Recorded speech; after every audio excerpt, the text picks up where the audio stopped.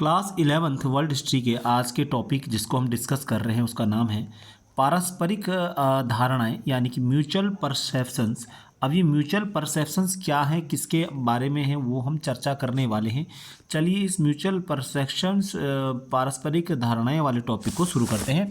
हमारे चैप्टर का नाम है मूल निवासियों का विस्थापन यानी कि डिस्प्लेसमेंट ऑफ इंडिजिनस पीपल। हम जानते हैं कि यहाँ पर अमेरिका में किस प्रकार से यूरोपीय लोगों ने अपनी जो एंट्री की थी और उसके बाद किस प्रकार से मूल निवासियों और रेड इंडियन के साथ उनका व्यवहार था, वो हमने देखा है। अब धारणाओं की बात करते हैं कि भैया अमेरिका यूरोप से आए हुए जो लोग अमेरिका की धरती पर आए, उन्होंने न केवल उसे अमेरिका नाम दे दिया बल्कि एक धारणा भी बना ली उन लोगों के बारे में। वो धारणा क्या थी, प्रकृति के बारे में क्या धारणा थी। और दूसरी तरफ यहाँ पर एक चीज़ और देखनी पड़ेगी कि मूल निवासी जो यूरोप के थे उनकी क्या धारणा थी यहाँ पर इन लोगों के बारे में जो यूरोप के लोग आए थे। तो 18वीं सदी में पश्चिमी यूरोप के लोग सभ्य मनुष्य की पहचान साक्षरता, संगठित धर्म और शहरीपन के आधार पर करते थे। ध्यान दीजिएगा, 18वीं सदी की बात है और पश्चिमी यूरोप के लोग सभ्य मनुष्य की पहचान साक्षरता, संगठित धर्म और शहरीपन के आधार पर करते थे।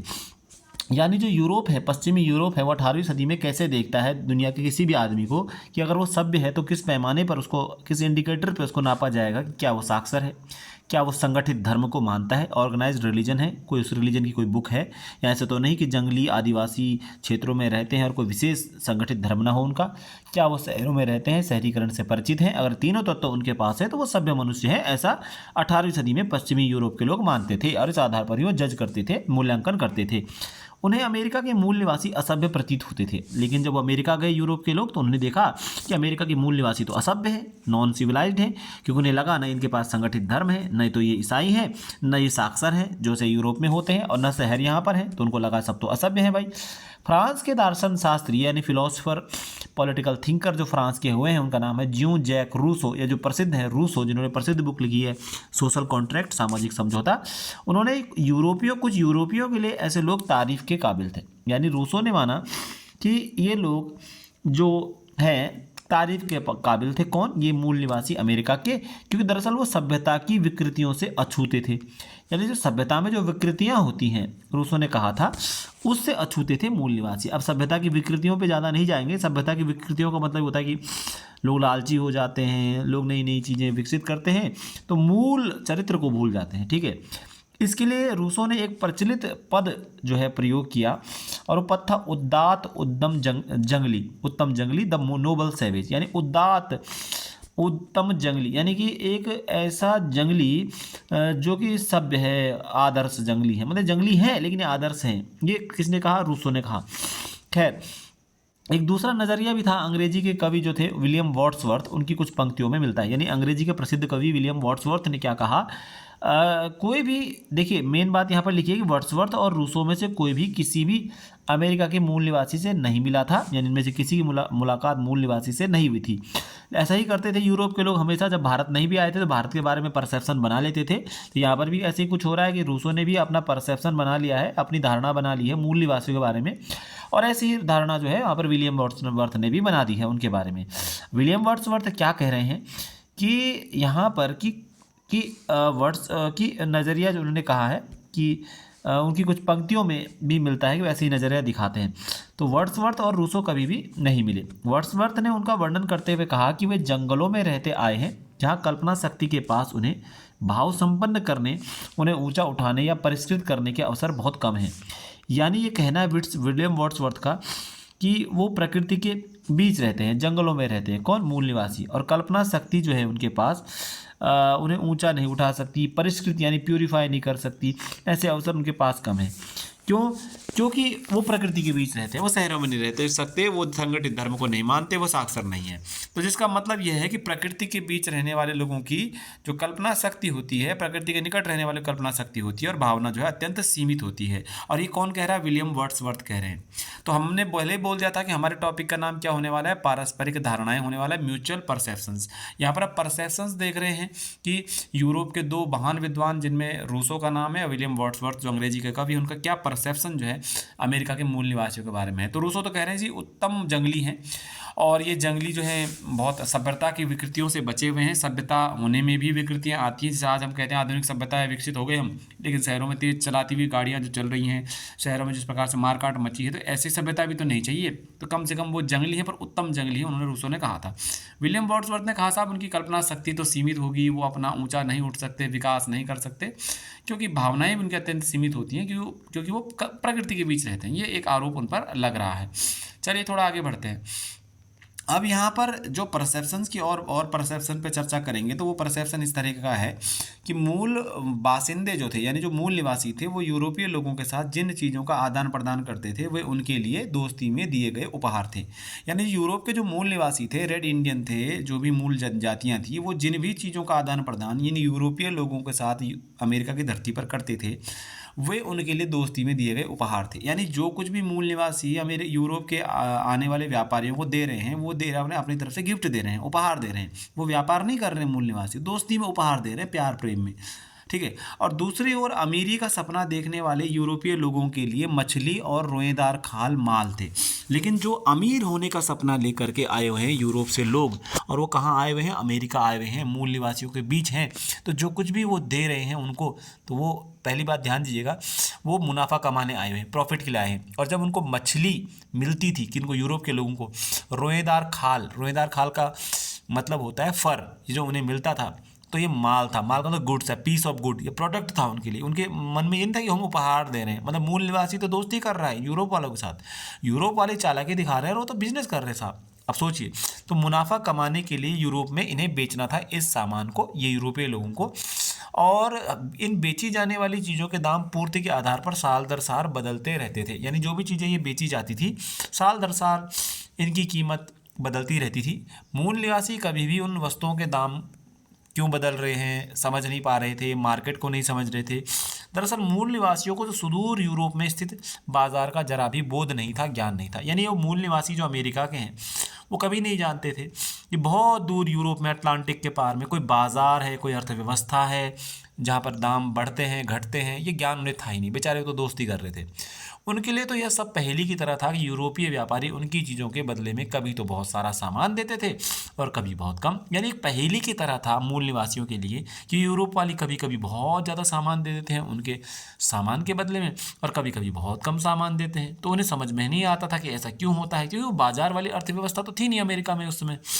वे यूरोपीय लोगों के लालच को देखकर दुखी भी होते थे। यानी परसेप्शन देखिए कि यूरोपीय लोग जो लालची थे, उन लोगों का शोषण भी करते थे, उनके लालच को देखकर दुखी होते थे मूल निवासी। प्रचुर मात्रा में रोएदार खाल हासिल करने के लिए उन्होंने सैकड़ों ऊदबिलावों को हलाल किया था। ऊदबिलाव नाम के जानवर को बड़े पैमाने पर खाल के लिए, रोएदार खाल या फर के लिए मार डाला था मूल निवासियों ने, और वो उसको फिर इनको यूरोपीय लोगों को देते थे, जो यूरोप के लोग यूरोप में पहनते थे। फिर मूल बासिंदे या मूल निवासी जो नेटिव्स थे, वो काफ़ी विचलित थे कि भाई इतने जानवर हमने मार दिए अपने प्रकृति के बीच में, और उन्हें डर था कि जानवर उनसे इस विध्वंस का बदला लेंगे, और वो डरते भी थे कि कभी न कभी ये जानवर हमसे इसका बदला लेंगे। प्रकृति के बीच रहने वाले लोग हैं। तो कुल मिलाकर के अमेरिका के जो मूल निवासी थे, उनका परसेप्शन देखिए कि वो प्रकृति को से जुड़े हुए हैं। तो प्राकृतिक संसाधनों को जब यूरोप वालों को दे रहे थे, तो वो समझते थे कि वो तो भैया उपहार दे रहे हैं। लेकिन यूरोप वालों का परसेप्शन, धारणा देखिए कि उनकी हर चीज़ जो है एक उत्पाद है और उसको उन्हें यूरोप में बेच देना है। दूसरी बात यहाँ पर और देखिए कि शुरुआत में जो यूरोपीय लोग थे, जो यूरोप से जो लोग आए, वो व्यापारी आए। कहाँ पर? अमेरिका में। पीछे पीछे अमेरिका में बसने वाले लोग अधिकतर आने लग गए। पहले तो व्यापारी व्यापार करने आए, सामान ले जाएंगे, फिर यूरोप वापस ले जा लेंगे। फिर धीरे धीरे अमेरिका में बसने के लिए, सेटल होने के लिए, वहीं जीने मरने के लिए लोग आ गए। 17वीं सदी से यूरोपीय लोगों के कुछ समूह ईसाइयत के भिन्न संप्रदाय से ताल्लुक रखने की वजह से उत्पीड़न के शिकार थे। अब देखिए और कौन लोग 17वीं सदी से यूरोप से अमेरिका में आ रहे हैं। अब यूरोप में कैथोलिक प्रोटेस्टेंट के झगड़े चल रहे थे, तो कुछ वहाँ पर भिन्न भिन्न समुदायों के लोग, जैसे कैथोलिक भी और प्रोटेस्टेंट भी, जो अलग अलग देशों में यूरोप में उत्पीड़ित थे एक दूसरे संप्रदाय से, तो वो वहाँ पर भाग भाग करके अटलांटिक पार करके यहाँ पर अमेरिका में आके बसने लग गए। जैसे कैथोलिक अगर ज़्यादा किसी देश में है तो वहाँ से प्रोटेस्टेंट परेशान हो रहे हैं, प्रोटेस्टेंट किसी देश में है तो वो कैथोलिक को इस तरह से परेशानी एक दूसरे को दे रहे हैं। तो इस प्रकार से वो लोग अपने अवसरों के लिए यूरोप, बहुत सारे यूरोपीय लोगों ने यूरोप छोड़ दिया और नई ज़िंदगी शुरू करने के लिए वो आ गए अमेरिका। और वहाँ अमेरिका में उनको क्या मिला? खाली ज़मीन खाली पड़ी थी अमेरिका की, कोई भी प्रॉब्लम उन्हें नहीं आई। और धीरे धीरे वो अंदर अंदर अमेरिका के महाद्वीप के अंदर घुसते रहे और मूल निवासियों के जो गांव थे उन गांवों की तरफ वो बढ़ते गए। कौन बढ़ते गए? ये यहाँ पर अमेरिका में यूरोपीय लोग।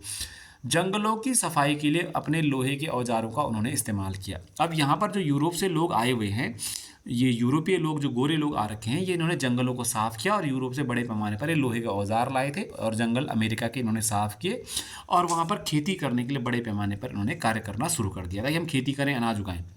अब यहाँ पर एक परसेप्शन और दिखेगा कि वो खेती करना चाह रहे हैं। कौन खेती करना चाह रहे हैं? यूरोप के लोग। उन्हें वहाँ बसना है, खेती करनी है, लोहे के औजारों का उपयोग करना है। अब एक परसेप्शन और देखिए, मूल निवासी और यूरोपीय लोगों का जंगल की ओर परसेप्शन क्या है, जंगल को किस तरह देखते हैं, फॉरेस्ट को कैसे देखते हैं।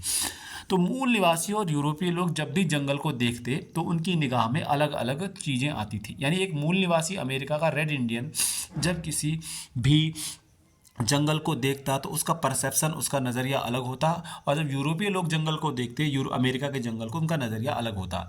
मूल निवासियों ने उन रास्तों की पहचान की जो यूरोपीय लोगों के लिए अदृश्य थे। यानी मूल निवासी जब भी अपने जंगलों को, प्रकृति को देखता तो वो जो नज़रिया रखता था वो यूरोपीय लोग उस नज़रिए को नहीं समझ सकते थे। उनके लिए वो बात तो बिल्कुल पहेली था या अदृश्य ही था, समझ सकते हैं आप। जैसे यूरोपीय लोगों की कल्पना में कटे हुए जंगल की जगह मक्के के खेत उभरते थे। यानी यूरोपीय लोग जो थे उनका ये मानना था कि जो जंगल है बड़े पैमाने पर, इनको कट जाएं और इनकी जगह पर मक्का बोया जाए और मक्का के खेत होने चाहिए थे। ये यूरोपीय लोगों की कल्पना थी। व्यावसायिक सोच है, कमर्शियल सोच है, फसल उगानी है, पेड़ जंगल से कोई मतलब नहीं। थॉमस जेफरसन जो अमेरिका के राष्ट्रपति भी रहे, वो एक ऐसे देश बनाना चाहते थे, वो ऐसे देश का आदमी था बल्कि जो छोटे छोटे खेतों वाले यूरोपीय लोगों से आबाद था। यानी जेफरसन का सपना ये था कि एक ऐसा देश बन जाइए अमेरिका जहाँ पर छोटे छोटे खेत हों, यूरोपीय लोग हों, गोरे गोरे लोग हर जगह हों और बसे हों और खेती कर रहे हों। यानी कुल मिलाकर के जेफरसन बिल्कुल बाजार के लिए फसलों का उत्पादन करना चाह रहे हैं, जंगल कटवाना चाह रहे हैं। ये यूरोप का सपना है, अपने आप में यूरोपीय लोगों का सपना है। ये अलग ही परसेप्शन है, अलग ही धारणा है। मूल निवासी जो अपनी ज़रूरतों के लिए फसलें उगाते थे, न कि बिक्री के लिए और न मुनाफे के लिए, और जो ज़मीन का मालिक बनने को एक गलत चीज़ मानते थे, इस बात को नहीं समझ सकते थे। यही चीज़ उन्हें जेफरसन की निगाह में असभ्य बनाती थी। तो जब अमेरिका के राष्ट्रपति बने जेफरसन, उनका सपना था कि अमेरिका एक ऐसा देश बने जहाँ छोटे छोटे खेत हों, यूरोप के लोग वहाँ खेती कर रहे हों, अनाज उगा रहे हों, जंगल काट दिए जाएँ, फसलें उगे वहाँ पर। लेकिन मूल निवासी का जंगल के प्रति क्या नज़रिया है?